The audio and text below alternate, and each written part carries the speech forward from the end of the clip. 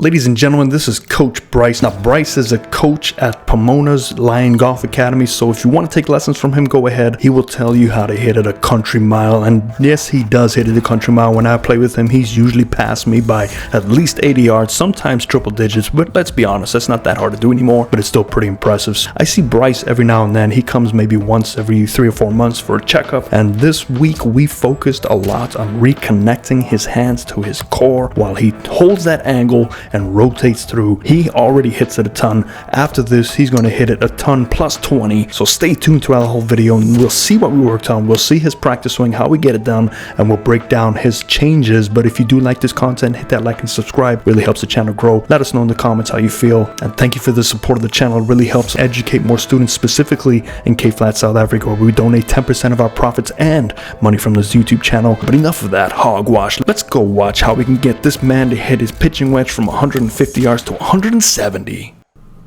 Okay, ladies and gentlemen, there's Bryce on the right side with his new motion and the left side with his old motion. Now, this is a practice swing that I want you guys to watch because this is an exaggerated field swing. So the one on the right side, we're getting him to hold that angle. You can see he feels like he's bowing down and then really connects that club shaft and the club face with his body. He's going to get to the top position and hold his arms there to keep it shorter. And from here, we go together. So we can do that again. We'll watch it from here and look at the difference between the arm connection with the body. So the one on the right side, those arms are staying connected. Look at that club shaft when you finish. It's matching your spine angle. The one on the left side, there's definitely some issues with arms crossing the chest at some point. So this was our main focal point today, and I'll show you how we accomplish this and what you can do at home to feel like you're doing something similar. Okay, so the left screen, we have the older swing. The right swing, we have the newer swing. Now, keep in mind, these are two different clubs. I suggested to him that we start with a higher lofted wedge or a 9-iron just to get the motions down. It's a lot easier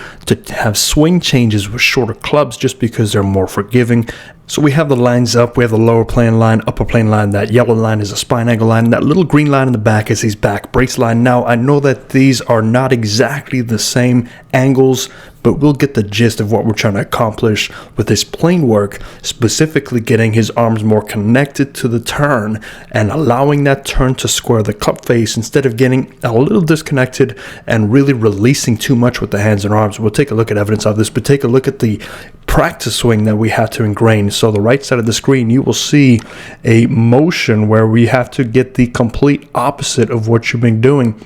So naturally, we're not going to swing the club like this, but we can see Bryce is really holding that angle. He's actually feeling like he's going down to the ground, and this will promote him holding his spine angle. And from this point on, we see the rotation of the body to help square that club face up, to not rely on his hands and arms. So he initially is getting the feeling of dropping, and the club face we can see is going to be slightly open to his spine angle, and as he rotates through, this will allow him to square that club face with his rotation and then hold on to that release, or what will feel like holding on to that release all the way through. So let's see how he does after a few of these practice swings. So we take it to the top, and also we had him feeling like his hands are more out in front of his chest. So his practice swing, we promoted more turn, got his hands more out in front, and from this point we can see that the club can just drop a little bit easier into the slot here because there's less manipulation and the arm travel is not as far back as he typically has.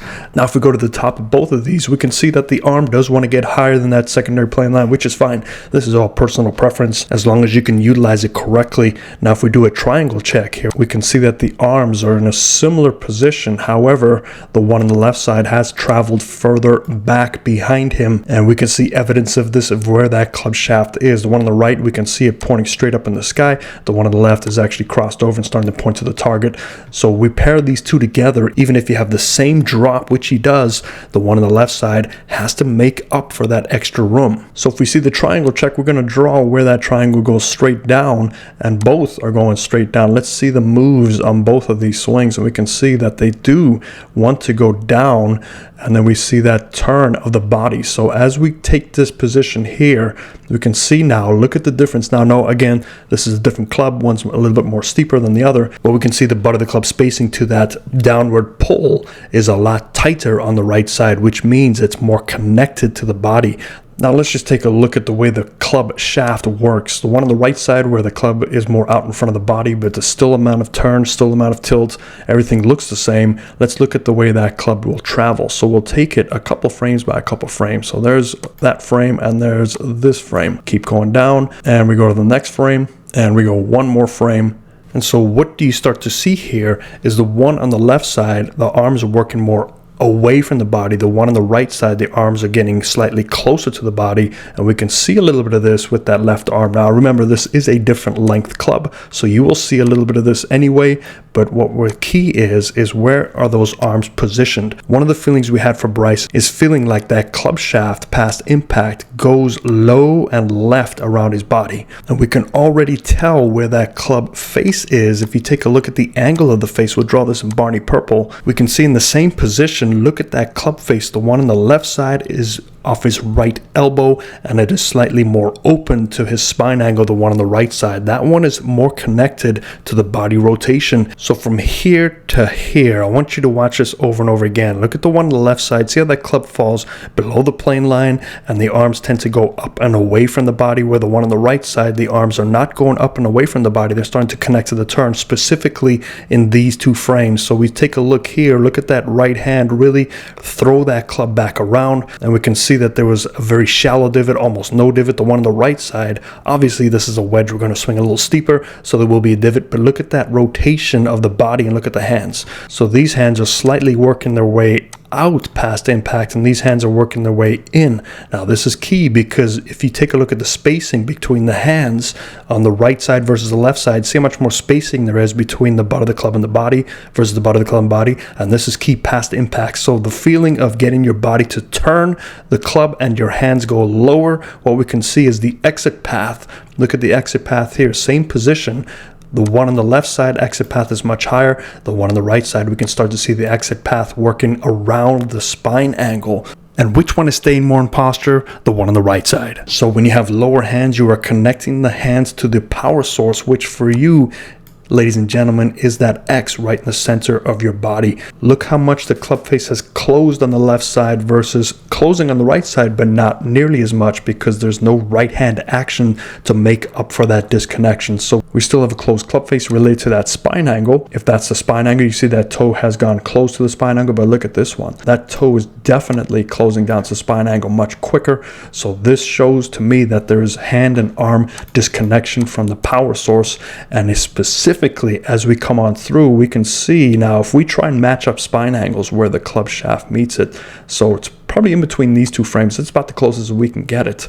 Where if you look at the one on the right side, as we come on through, you can see the hand travel is going with the body. It doesn't come across back to the left side, and you can see Bryce had to let go of that club because momentum's pulling his hands further back, because it had to travel much faster, and therefore they have to reconnect at impact, and that involves a lot of timing. But take a look at this follow through. We can see now that this club shaft is matching his spine angle pretty much to a T, and all the way through even you can see that there's less right hand manipulation, because the right hand stays on the club and the shaft is pretty much matching that spine angle. This to me is a huge change for us, and I believe if he can ingrain this, will be his next phase to strike the golf ball with more consistency and more distance, because you are staying connected to your power source most of the way through the impact zone. The one on the left, you can still generate power, but you have to time that hand crossing your chest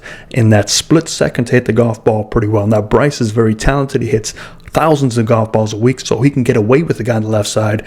But when you start playing competitively, when there's pressure involved, the one on the right side will produce better results. So I hope that helps you. But remember, take a look at Bryce's practice swing. Let's clean up all these lines here.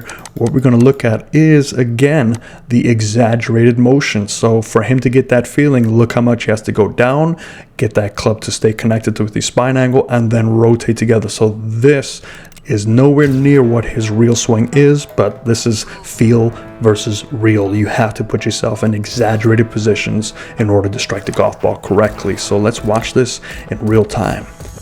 And while we're watching this, I want to remind you that you always want to work with a certified coach near you, because YouTube is full of information, but most of that information does not apply to you because you are as individual as a fingerprint, and so is your golf swing. So I'll see you guys next week. I hope you enjoyed this. Let me know in the comments down below, and thanks for your support. Fairways and greens.